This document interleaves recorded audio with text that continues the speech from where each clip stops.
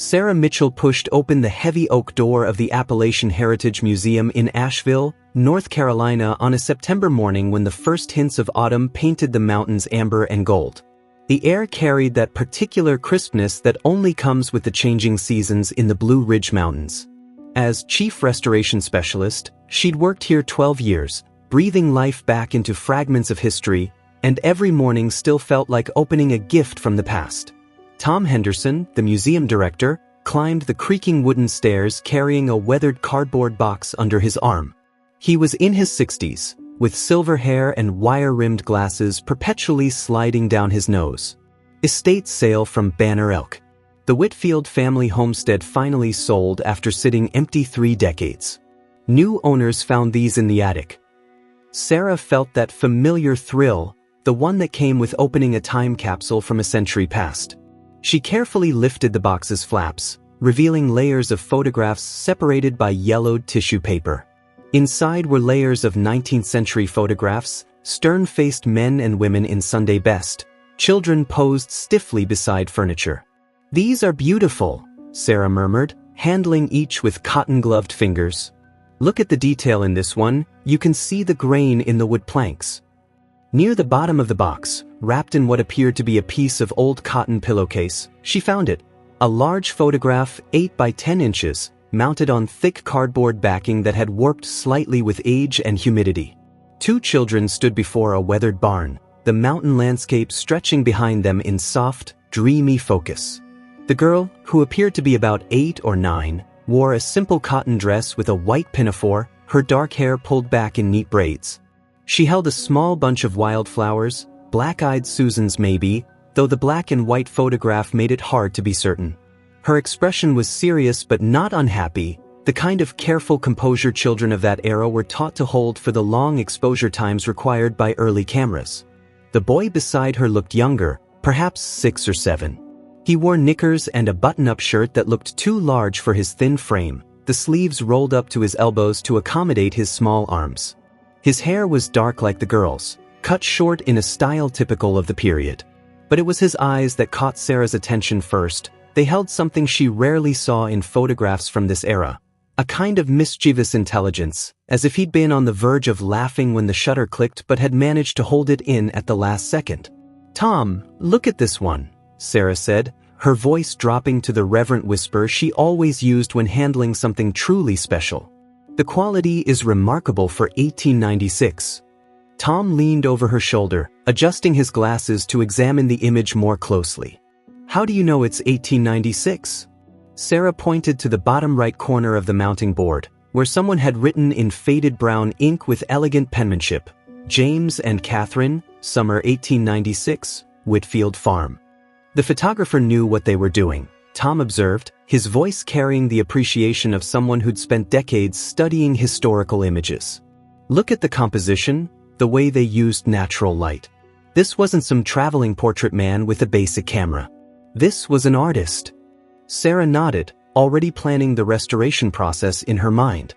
The photograph had several condition issues: water staining along the bottom edge, some foxing in the upper left corner, and the mounting board was separating from the photograph itself.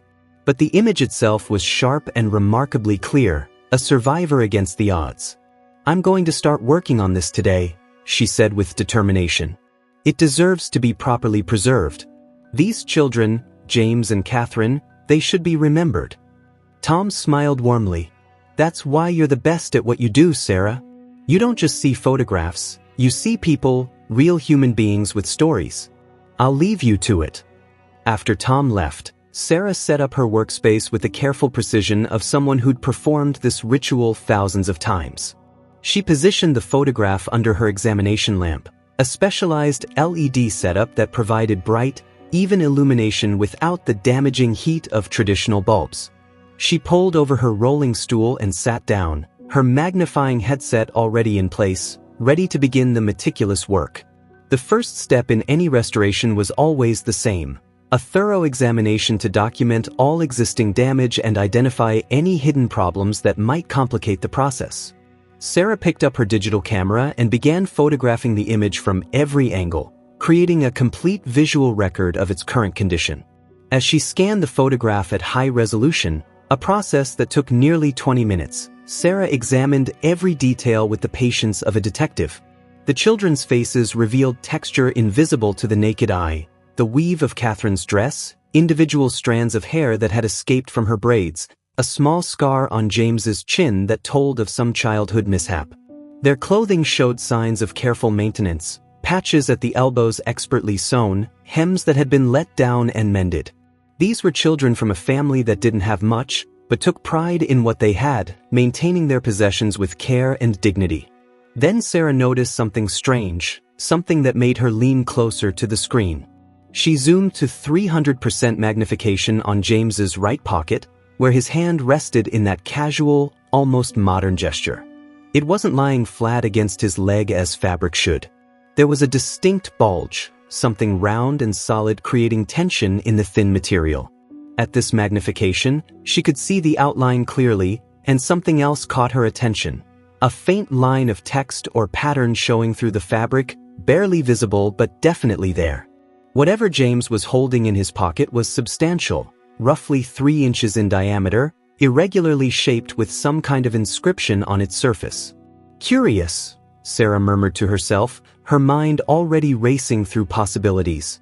Her assistant Rachel arrived with coffee, pushing through the door with 2 steaming cups. She was in her mid-20s, with bright red hair usually pulled back in a practical ponytail and an endless supply of vintage band t-shirts. Today's featured the Avett brothers, a North Carolina favorite. Tom said you found something interesting in the estate sale boxes. Look at this. Tell me what you see. Rachel studied the screen carefully, her trained eye scanning the image. Then she pointed. There's something in his pocket. He's carrying something. But look closer at the outline. There's text or a design. Rachel leaned in with the magnifying glass. There's definitely something there. Like letters or a pattern of some kind. That's what I'm seeing too. The question is, what is it? Sarah spent the next hour carefully adjusting contrast and sharpness, using specialized filters designed specifically for historical photograph analysis. The work was painstaking and required constant comparison back to the original photograph to ensure they weren't introducing false patterns or artifacts into the image. Gradually, the object became clearer. It was roughly circular, perhaps 3 inches in diameter, with text curved around its edge following the round shape. But the resolution still wasn't quite enough to read the letters clearly, frustratingly close but not quite there. It could be a pocket watch, Rachel suggested thoughtfully. Though the shape seems a bit irregular for that. Or a compass, Sarah offered. Those were common in rural areas, especially for people who spent time navigating the mountains. But there's something about the pattern that doesn't look like either of those. What about a medal or coin? Maybe, but it seems too large for a typical coin from that period. And medals were usually worn on the chest, displayed proudly, not hidden away in a pocket. Sarah saved her work and leaned back, rubbing her tired eyes. She'd been staring at the screen for over an hour, and her vision was starting to blur slightly. Instead of trying to enhance the image further, let's research the family. If we can find out more about James and Catherine Whitfield, maybe we can figure out what this object might have been. Rachel nodded enthusiastically, already gathering her laptop. I can start with census records and local archives. The Whitfield name should turn up something, especially if they owned a farm near Banner Elk. Good. I'll continue with the physical restoration of the photograph. Once we have it stabilized, we can bring in specialists from the university, maybe someone with more advanced imaging equipment. As Rachel headed downstairs to start her research in the museum's archive room, Sarah turned back to the photograph lying on her work table. She picked it up carefully, holding it up to the natural light streaming through the tall windows. Outside, the morning fog had burned off completely, revealing the mountains in their full autumn glory, layer after layer of ridges fading into the blue distance. Somewhere up in those mountains, more than a century ago, 2 children had stood in front of a barn while someone captured their image on film. What had James been carrying in his pocket that day? Why had he kept it hidden rather than displayed? And why did Sarah have this nagging feeling that this small detail, this barely visible outline in a boy's pocket, was going to turn out to be far more significant than anyone expected. By lunchtime, Rachel returned breathless with excitement, her arms full of photocopied documents and her laptop open to multiple tabs of digital records. I found them in the 1900 census. James Whitfield, age 11, Catherine Whitfield, age 13, living with parents Robert and Mary on a farm near Banner Elk. She spread documents across the table with barely contained enthusiasm. But here's where it gets really interesting.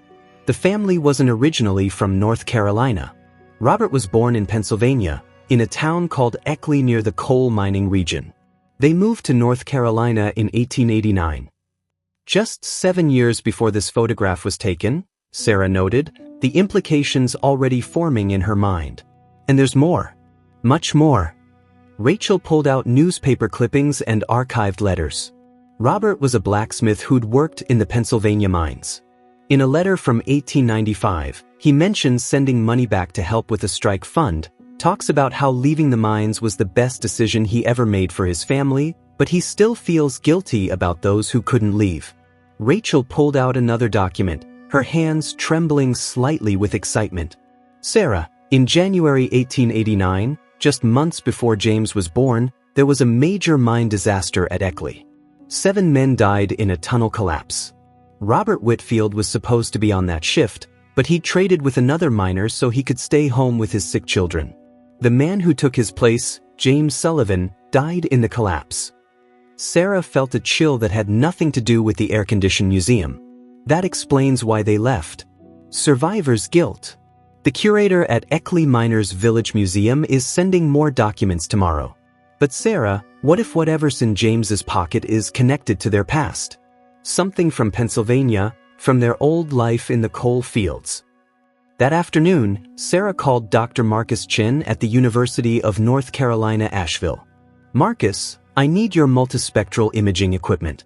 We found something hidden in a photograph that conventional enhancement can't quite reveal. This could be significant. Dr. Chen was enthusiastic. Multispectral imaging can reveal all sorts of hidden details, text, images, even things covered by damage or discoloration. When can you bring it over? Is this afternoon too soon? Not at all. I'll set everything up. This sounds absolutely fascinating, Sarah. By 3 o'clock, they were at Dr. Chen's laboratory in the science building, a space filled with cameras, computers, and imaging equipment that looked more suitable for NASA than historical research. Dr. Chen was in his 40s with a perpetually curious expression and obvious excitement about applying technology to historical puzzles. He explained the process. Multispectral imaging captures the image in multiple wavelengths of light, some visible to human eyes, others in the ultraviolet and infrared spectrum. Different materials reflect and absorb light differently, so we can often see things that are completely invisible in normal photographs. The imaging took an hour, during which they discussed the historical context of the photograph, the mine disaster, the family's migration south. When the computer finally completed processing all the different wavelengths, Dr. Chen brought them to his screen. The image made Sarah gasp audibly. The multispectral composite revealed the photograph in extraordinary detail.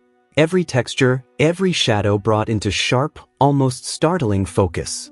And there, in James's pocket, the outline of the object was now crystal clear, no longer a mystery but a revelation.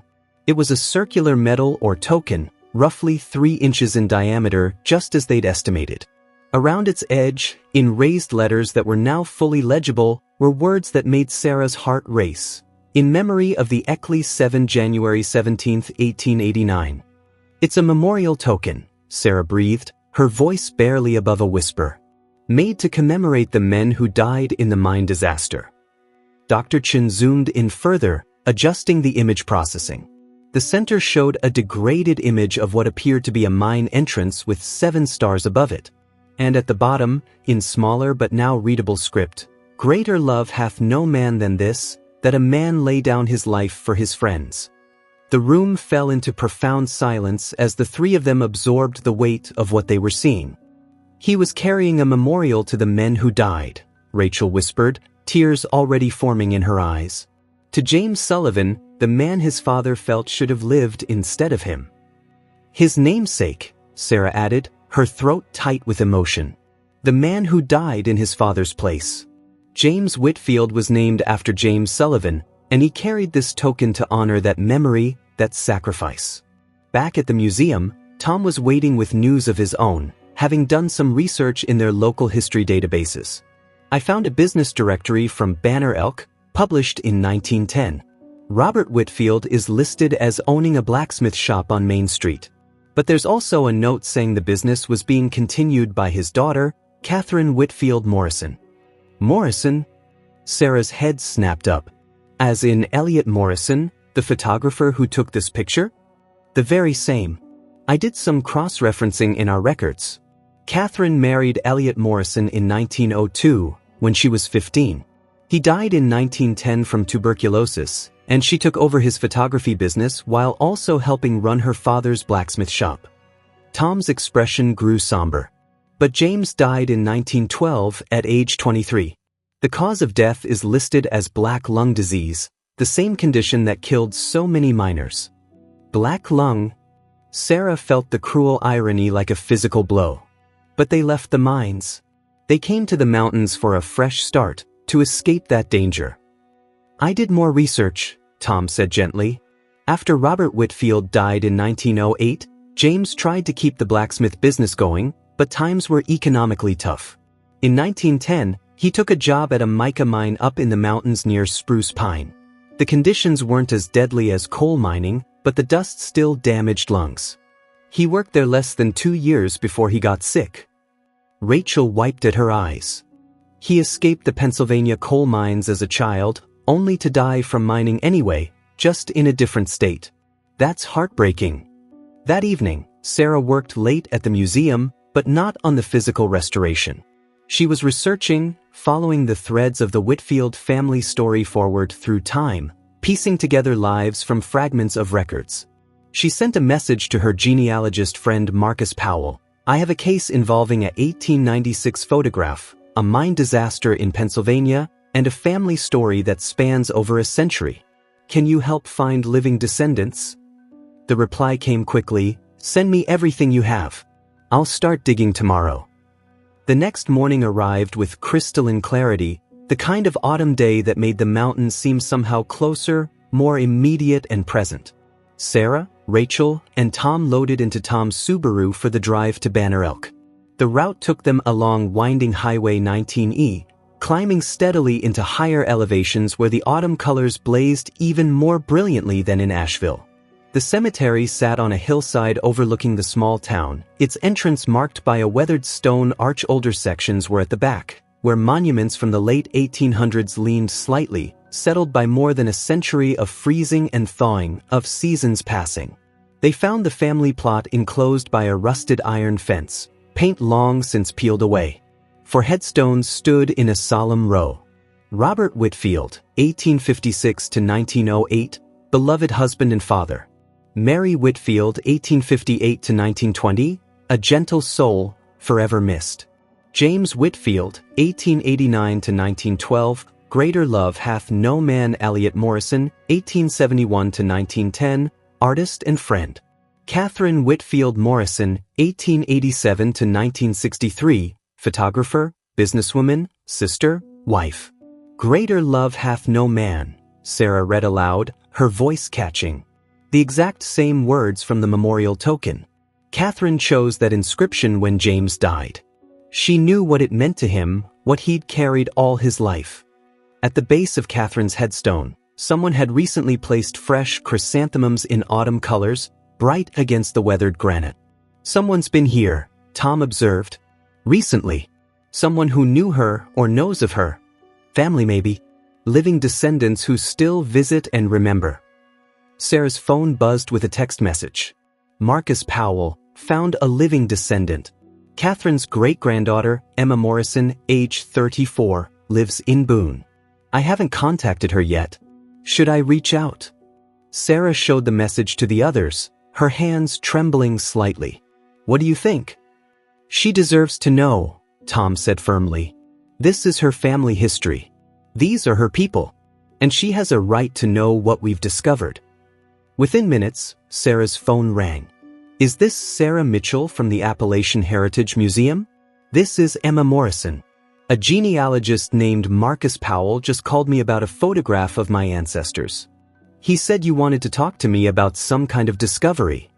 They arranged to meet the next afternoon at the museum. After the call ended, the drive back to Asheville was filled with anticipation and nervous energy. Tomorrow, Rachel said quietly, the story comes full circle. We connect past and present.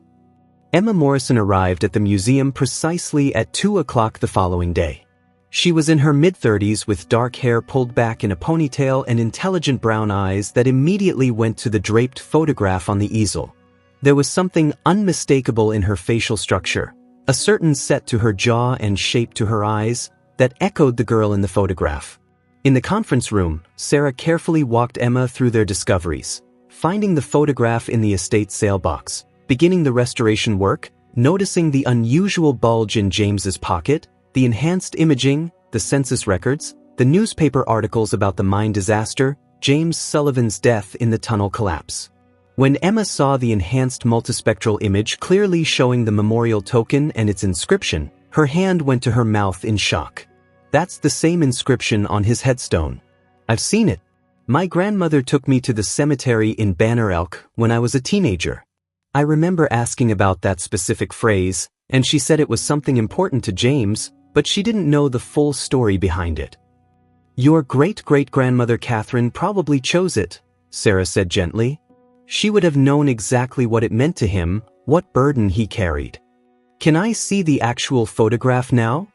Emma asked, her voice thick with emotion.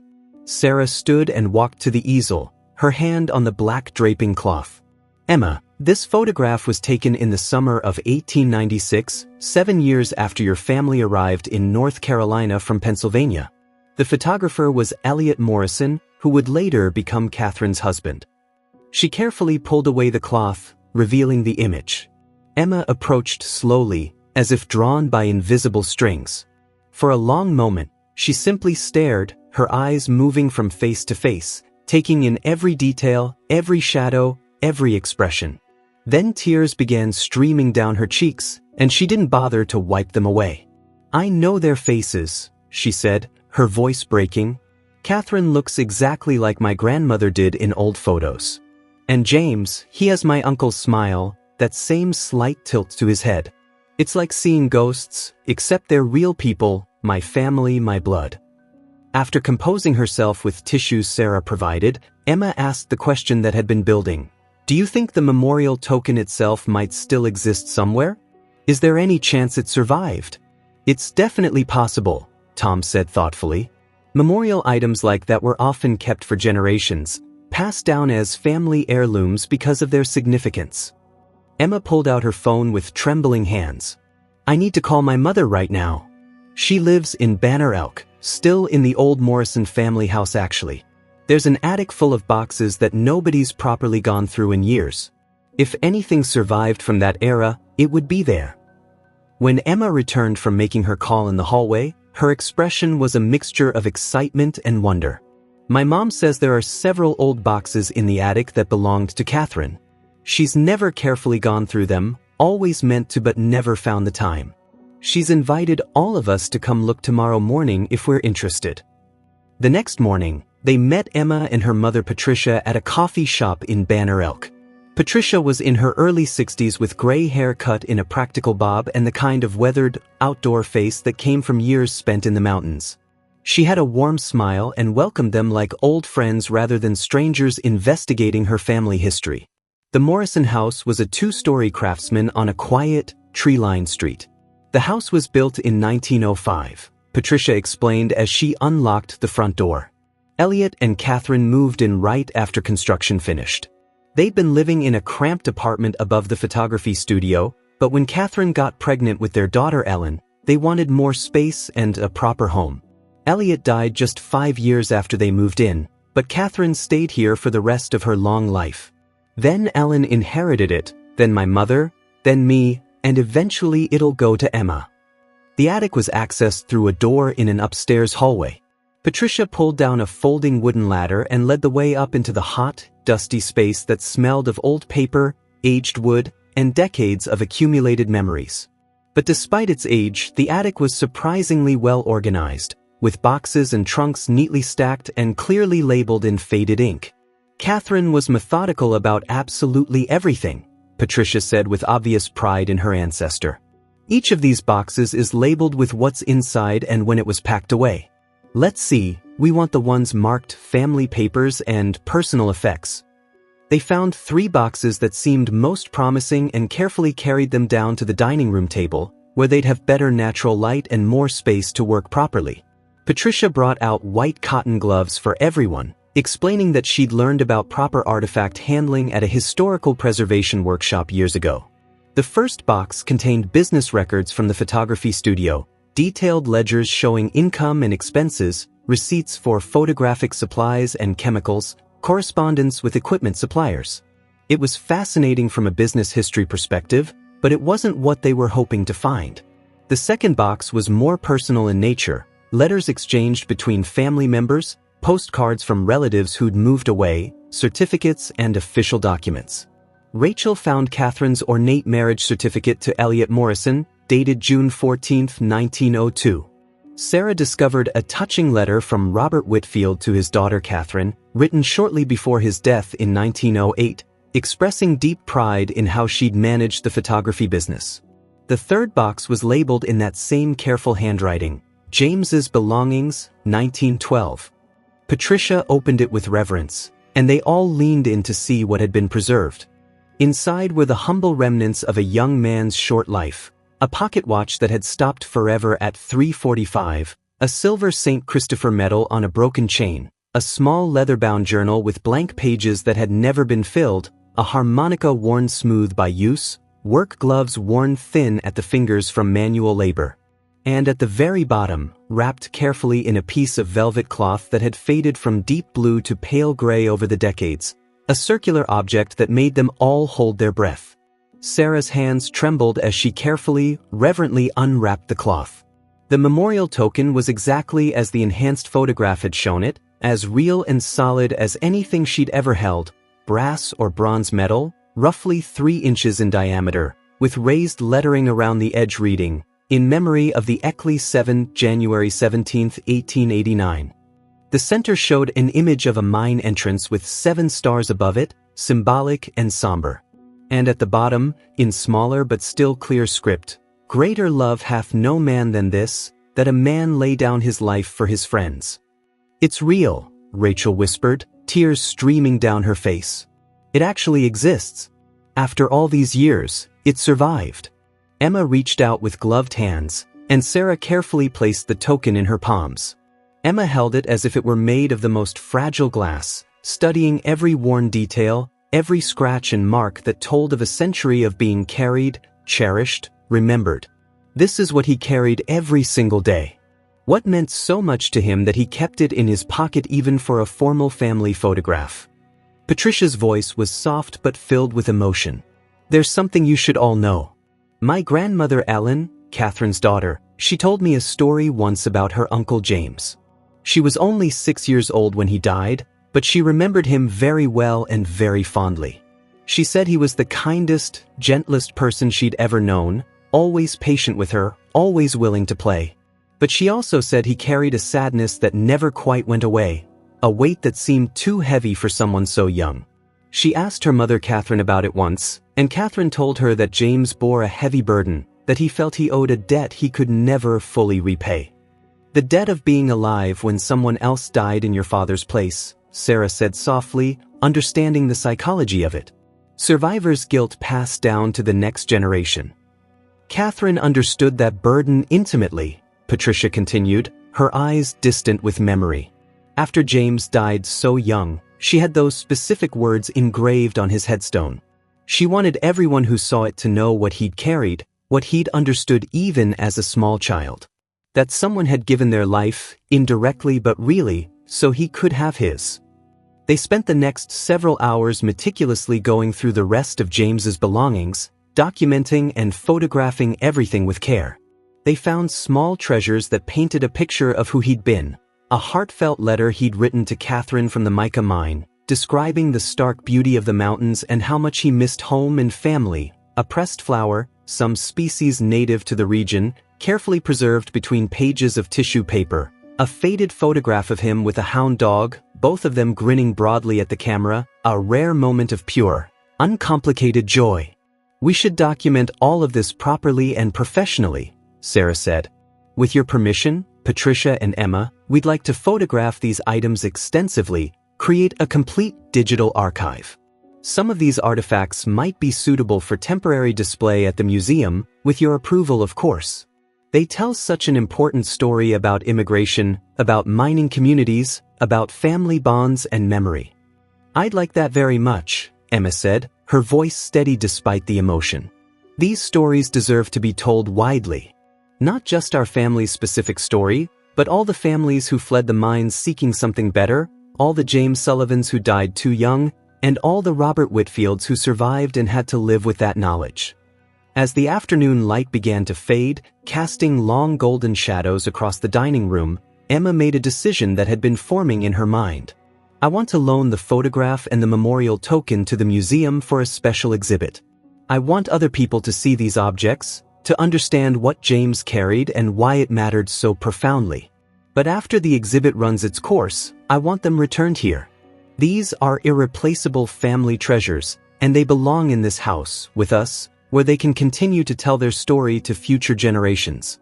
There's one more thing I need to do," Emma added, her voice gaining strength and purpose. "I want to go to Pennsylvania, to Eckley itself. I need to see where my family came from, where James Sullivan died, where my great-great-grandfather worked in those dark tunnels. I feel like I need to stand on that ground to really, truly understand the full story." "I'd like to go too," Patricia said, reaching over to squeeze her daughter's hand. "I've never been there, never even thought about it really. But now, knowing what we know, it feels vitally important." They began planning immediately, energy and excitement filling the room as they discussed dates, logistics, research possibilities. It would be a pilgrimage of sorts, a sacred journey to understand the deepest roots of their family's story and honor those who came before. 3 weeks later, on a crisp October morning with frost still visible on the grass, they loaded into a rented van for the journey north. Sarah, Rachel, Tom, Emma, and Patricia. The 8-hour drive would take them through the mountains of western North Carolina and Virginia, across the state line into Pennsylvania's historic coal country, a landscape that held so much pain and resilience. Sarah had packed carefully and methodically professional cameras, audio recording equipment, detailed notebooks, and of course, the memorial token itself, now safely housed in a custom-made protective case that would keep it secure during travel. The drive north took them through dramatically changing landscapes. The lush, green mountains of North Carolina gradually gave way to Virginia's gentler rolling hills, then the flatter terrain of southern Pennsylvania. As they crossed into the Keystone State, Sarah felt an almost palpable shift in atmosphere. This was old industrial country, marked indelibly by the scars and triumphs of America's coal and steel age. Dr. Patricia Hayes met them at the Eckley Miners Village Museum that afternoon, standing in front of the modern visitor center that contrasted sharply with the historical village visible beyond.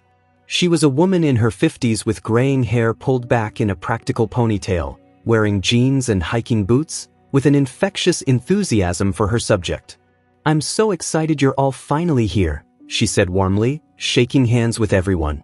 "When you first reached out about the Whitfield family months ago, I had no idea it would lead to this incredible journey. A surviving memorial token? That's absolutely extraordinary and almost unheard of." Eckley was unlike anything any of them had expected. The entire village was a meticulously preserved patch town, one of the very few remaining authentic examples of a 19th century coal mining community. Identical frame houses, painted in faded colors that spoke of hard times and harder work, lined narrow dirt streets. A company store stood at the center of everything, and behind it all loomed the dark, oppressive slopes of coal-covered hills. Dr. Hayes walked them through the museum's extensive exhibits, showing haunting photographs of miners with faces perpetually blackened by coal dust, their bodies bent and broken from years of brutal underground labor. She showed them photographs of children, some appearing as young as 8 or 9, who worked as breaker boys sorting coal from slate in clouds of choking dust. She showed them examples of company scrip, the private currency that kept miners and their families perpetually trapped in debt to the mine owners, unable to ever get ahead or escape. This was an extraordinarily hard life, Dr. Hayes explained, her voice heavy with the weight of that history. Men died with terrible regularity, from cave-ins, from explosions, from the slow suffocation of black lung disease. The average life expectancy for a coal miner was just 43 years, less than half what we expect today. She pulled out a massive leather-bound ledger, its pages yellowed and fragile. This is the mine's official casualty record, going back to its opening in 1850. Let me show you January 17, 1889. She opened carefully to a page marked with a ribbon bookmark. There, in neat Victorian handwriting, were 7 names that changed everything. James Sullivan, age 32 Patrick O'Brien, age 29 Thomas McAndrew, age 35 John Kowalski, age 27 Michael Brennan, age 41 David Jones, age 38 Anton Kubrick, age 31. Beside each name was listed cause of death in stark, clinical language: tunnel collapse, north shaft, 2:17 p.m. And beside that, their next of kin, the families left behind to struggle. James Sullivan's entry showed: wife Mary, children Margaret, 9, Thomas, 7, Catherine, 5, James Jr., 2. 4 children, Emma said softly, her finger tracing the faded ink. Mary Sullivan was left alone with 4 small children to raise in this harsh place. Dr. Hayes pulled up records on her computer, modern technology revealing old truths. I traced the Sullivan children through census data after our first conversation. Margaret married at 18, went on to have 6 children of her own. Thomas worked in a steel mill in Pittsburgh, died in 1952. Catherine became a schoolteacher, never married, dedicated her life to education. And James Jr., the baby who was only 2 when his father died, he actually did quite well for himself. Became a union organizer, fought tirelessly for miners' rights and safety regulations. Died in 1971 in Philadelphia, surrounded by children and grandchildren who loved him. So James Sullivan's family survived and even thrived, Emma said, and there was profound relief in her voice. They carried on despite everything. Outside, Dr. Hayes led them through the preserved village itself, and the experience was almost overwhelming in its stark reality. They walked the same dirt streets that mining families had walked over a century ago, looked into preserved houses with their sparse, utilitarian furnishings, their cast iron coal stoves, their narrow beds where entire families had slept crowded together. They visited the company store where miners bought supplies on credit and rarely, if ever, managed to escape debt. They saw the breaker building where children had worked in dangerous conditions, sorting rocks from coal in suffocating clouds of black dust. Finally, Dr. Hayes brought them to a granite memorial at the village's edge, simple but profound. It was a monument with the mine's history engraved on multiple bronze plaques, weathered but still readable. One plaque listed all the men who had died at the Eckley mine over its decades of operation. Sarah counted carefully, 143 names total. 143 men who had descended into the earth and never returned to sunlight. This includes the 7 from the 1889 disaster, Dr. Hayes said solemnly, pointing to their names clustered together. The community erected this memorial in 1920 after the mine finally closed for good. They wanted to make absolutely certain these men were remembered, that their sacrifice wasn't forgotten. Emma stood before the memorial for a long, silent time, reading every single name, bearing witness to each life cut short. Finally, she turned to Dr. Hayes with a question. Can I leave something here? Not permanently, just for a moment. I feel like the token should touch this ground one more time, should be in this place where it all began. Dr. Hayes nodded solemnly. Emma knelt on the cold ground and carefully placed the memorial token at the memorial's base, right below James Sullivan's engraved name. The brass caught the afternoon sun, gleaming despite more than a century of tarnish and age. They all stood in profound silence, paying respects to the dead, acknowledging the debt that could never truly be repaid but could at least be honored with presence and memory. After a long, sacred moment, Emma picked up the token again, holding it carefully against her heart. "Thank you," she said to Dr. Hayes, her voice thick with emotion. "For preserving this place, for keeping these stories alive when it would be so easy to forget, to let it all fade away." "That's exactly what we do here," Dr. Hayes replied, her own voice emotional. "We make sure people remember. Not just the suffering and death, but the strength and community. Not just the tragic loss, but what came after, how people survived and rebuilt." They spent another hour at Eckley, Dr. Hayes showing them the mine entrance itself, now permanently sealed but still visible as a dark, ominous archway cut into the hillside.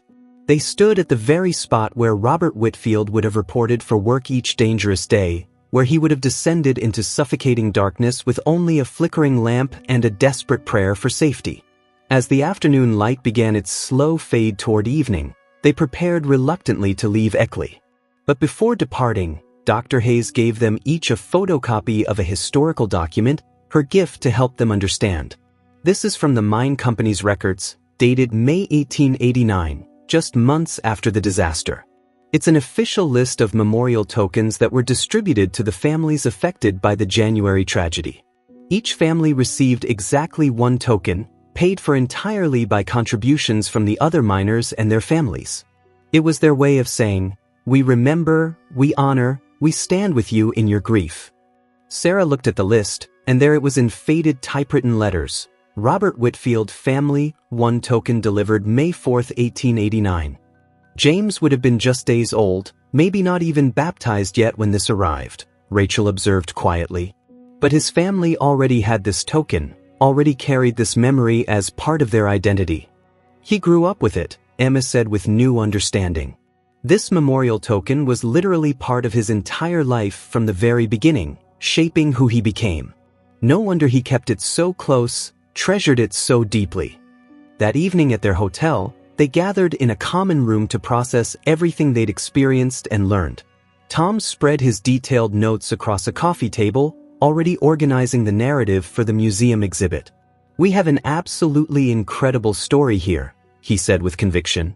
"Not just the Whitfield family's specific journey, but the much larger story of immigration, of labor struggles, of how people survived unimaginable hardship and somehow built new lives from the ashes."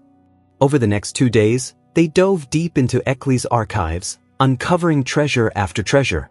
Rachel discovered a touching letter from Robert Whitfield to the mine superintendent, dated March 1889, formally requesting that a portion of his wages be given directly to Mary Sullivan to help support her struggling family, a gesture of responsibility and compassion. They found photographs of the specific company house where the Whitfield family had lived, a simple frame structure identical to dozens of others, nothing special except that it had sheltered this particular family during their darkest years. They found records of Catherine's baptism at St. James Catholic Church, her name entered in the parish register in careful script. The most significant find came in a box labeled simply, Community Records 1889. Inside was a complete program from the memorial service held for the 7 miners, its pages yellowed but still intact. The front showed the mine entrance wreathed in black mourning ribbon. Inside were the names of the deceased and the order of service. And at the back was a full-page description of the memorial tokens themselves, explaining their creation and meaning. The tokens were designed by a renowned Philadelphia engraver and cast in bronze by the Liberty Foundry, Dr. Hayes read aloud from the fragile document. Each token weighs exactly 4 ounces and measures 3 inches in diameter. The design features the mine entrance with 7 stars above, representing the 7 souls lost to the darkness. The inscription, "Greater love hath no man than this, that a man lay down his life for his friends," was specifically suggested by Father Michael O'Connor of St. James Church to honor the profound sacrifice of the deceased miners who gave their lives in service to their families and community. So the tokens weren't just memorial objects or keepsakes, Sarah realized with growing understanding. They were sacred objects, blessed by the Church, invested with deep spiritual and communal significance. That's why James kept his so close, why it meant so much to him. It wasn't just a remembrance or a burden, it was almost like a religious relic, a talisman, a prayer made physical. The drive back to North Carolina was contemplative and quiet, everyone lost in their own thoughts, processing the weight of what they'd witnessed and learned.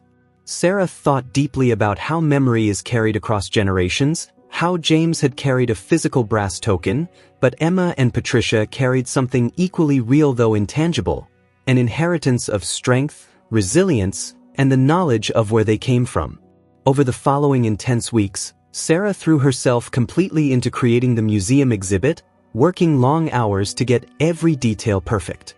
The restored 1896 photograph was positioned as the dramatic centerpiece, displayed under carefully calibrated museum lighting that brought out every detail, with the enhanced multispectral image displayed beside it showing the hidden memorial token. Rachel created an extensive, detailed timeline showing the Whitfield family's journey from Pennsylvania coal country to North Carolina mountains, marking key events and showing how one generation's choices shaped the next. Tom wrote interpretive text that successfully balanced scholarly accuracy with emotional accessibility, explaining the historical context without losing the deeply human story at its heart. Emma and Patricia recorded powerful video interviews for the exhibit, sharing their personal perspectives on learning about their family history and what it meant to them. Emma was particularly eloquent and moving. "Growing up, I always knew I was part of something larger, some long story that started long before I was born.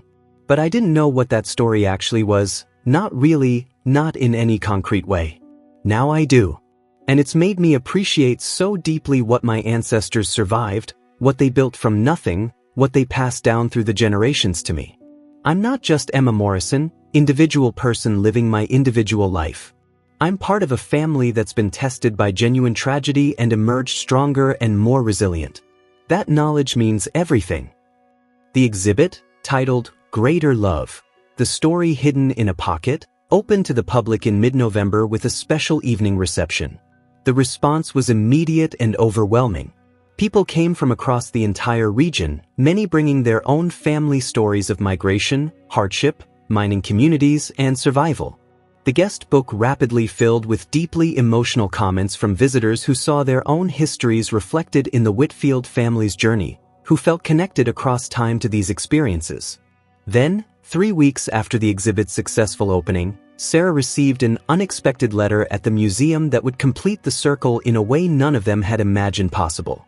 It was from a woman named Margaret Sullivan Davis, living in Philadelphia.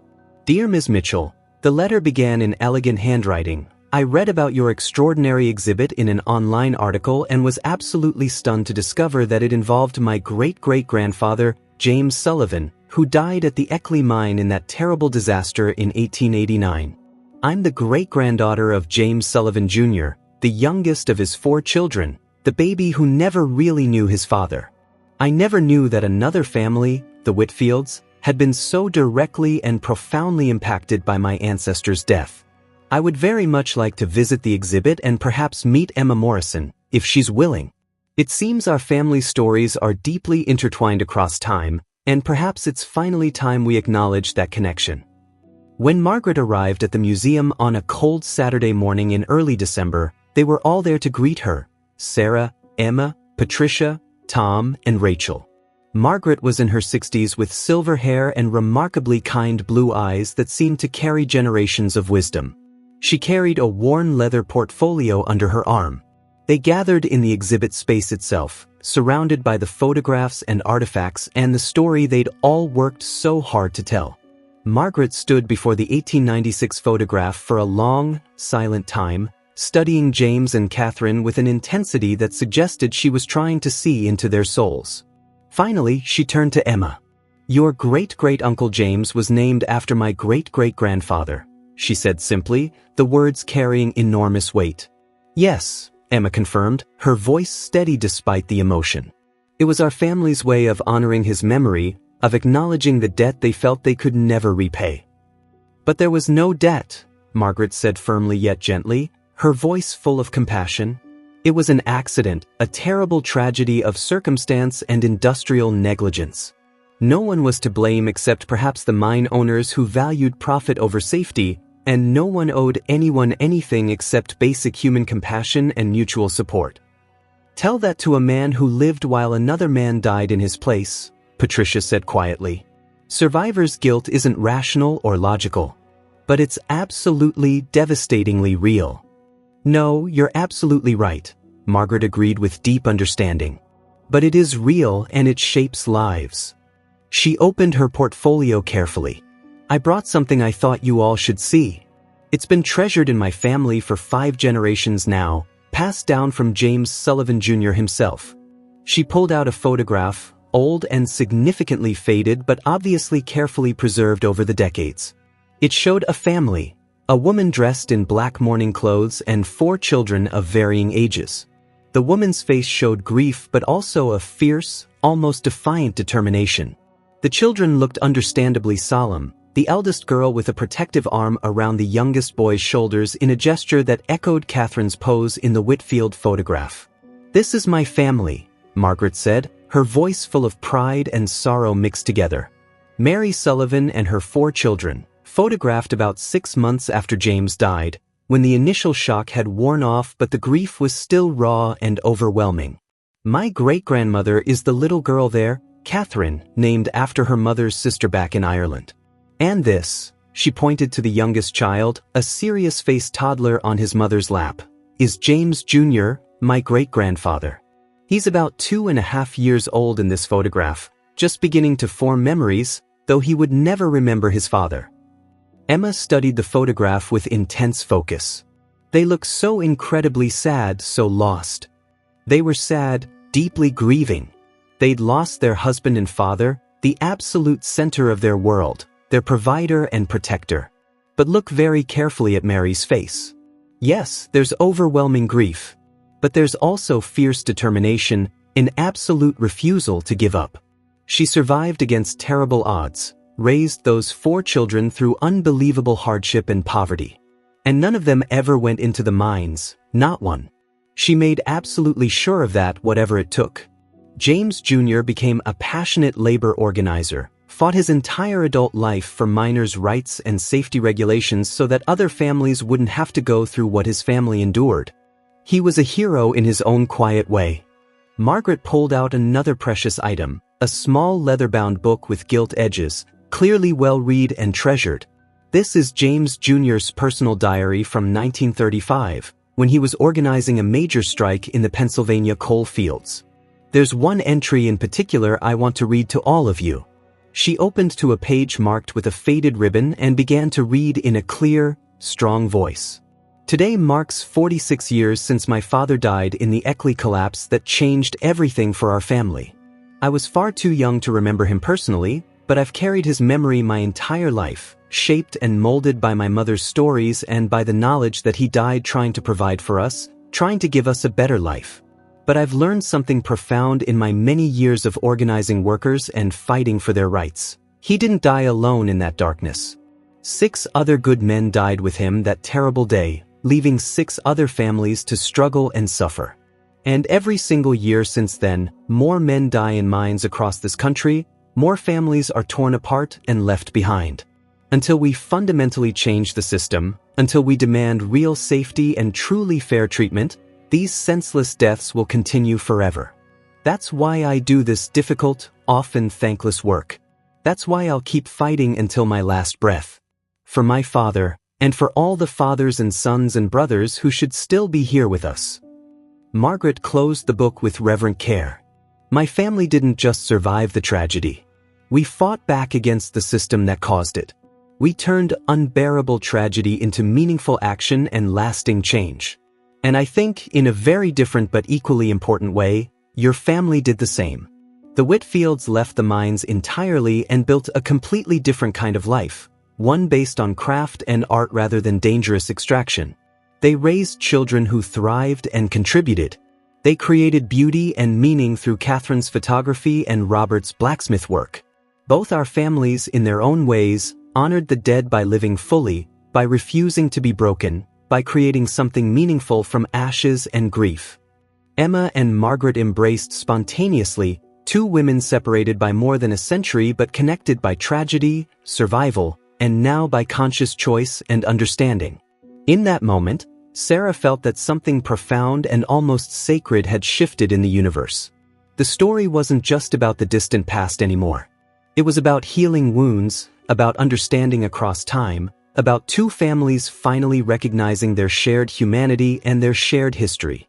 They spent the rest of that transformative day in deep conversation, sharing family stories and precious photographs, filling in gaps in each other's knowledge and understanding, building bridges across the chasm of time.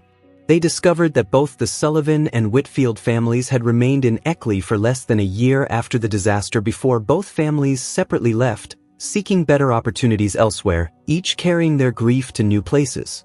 They'd never crossed paths again in any documented way, as far as anyone knew, until this remarkable moment of reunion. Before Margaret left that evening to return to Philadelphia, promising to return soon with her own children and grandchildren to see the exhibit, she and Emma made a solemn pact. The memorial token, which had been carried by James Whitfield and so carefully preserved by his devoted sister Catherine, would remain with the Morrison family as their precious heritage. But Margaret would commission a master craftsman to create an exact replica for her own family, so both families could hold and honor this symbol of their shared past. Additionally, both families would work together on the scholarship fund Emma had proposed, establishing it in honor of both James Sullivan and James Whitfield, ensuring their memories created opportunity for future generations. Two families, connected by tragedy but separated by time and circumstance, Margaret said as they stood together in the museum lobby, preparing to part but knowing they would remain connected. Now reunited by the persistence and dedication of two women who absolutely refused to let their family stories be forgotten or diminished. That's not just beautiful, that's sacred. In the weeks and months that followed, the exhibit continued to draw visitors and touch hearts. Sarah completed the full conservation of the photograph, ensuring it would survive for future generations. The scholarship fund was established and began accepting applications from students from mining communities. And Sarah returned to her work, knowing that somewhere in the museum's vast collections, other photographs waited with their own secrets, their own stories crying out to be discovered and told. She thought often about James Whitfield, about a 7-year-old boy carrying a memorial token in his pocket, bearing a burden that should never have been placed on such young shoulders. She thought about how he'd carried that weight for 23 years, honoring a man he'd never met, a man whose death had made his own life possible. She thought about Catherine, watching her beloved brother die young and choosing those specific words for his headstone, making sure the world would know and remember what he'd carried. And she thought about Emma and Margaret, two women who'd found each other across the impossible distance of more than a century, who'd chosen connection over separation, understanding over ignorance, healing over continued pain. The memorial token now rested safely in the Morrison family house in Banner Elk, no longer hidden in a pocket but displayed with honor. But its story lived on in the museum, in the scholarship fund, in the hearts of everyone who'd been touched by learning about James and Catherine, about tragedy and survival, about the ways we carry the past with us whether we know it or not. Greater love hath no man than this, that a man lay down his life for his friends. James Sullivan had given his life unknowingly so Robert Whitfield might live and build a future. Robert had honored that sacrifice by creating a new life for his family far from the deadly mines. Young James had carried the memory forward faithfully, keeping it alive through his short but meaningful life. Catherine had preserved that memory and built something beautiful and lasting from the ruins of tragedy. And now Emma and Margaret were carrying it forward once more, ensuring that the sacrifice, the survival, and the profound story would never be forgotten or lost to time. The photograph from 1896 had captured a moment, but that moment contained entire worlds, past and present, grief and hope, burden and blessing, death and life all held together in silver and paper and the mysterious objects we carry in our pockets, visible and invisible, physical and emotional. And sometimes, if we're very lucky and very persistent, those hidden stories reveal themselves, connecting us across impossible distances, reminding us that we are all part of something larger than ourselves, all carrying forward the dreams and sacrifices of those who came before, all responsible for honoring their memories by living well and loving fully. As snow fell softly on the North Carolina mountains that winter evening, covering everything in pure white and making the world new again, Sarah sat in her small house and thought about mysteries solved and stories told and connections made across the impossible chasms of time and death and forgetting. And she smiled, content in the knowledge that tomorrow she would return to the museum, would begin work on the next restoration project, the next mystery, the next story waiting patiently to be uncovered and shared with a world that desperately needed to remember that we are all connected, all part of the same endless story, all bearers of the past as we walk hopefully into an unknown future. The past was never really past. It lived in us, in our faces and our habits, in the stories we told and the memories we carried, in the choices we made and the legacies we built.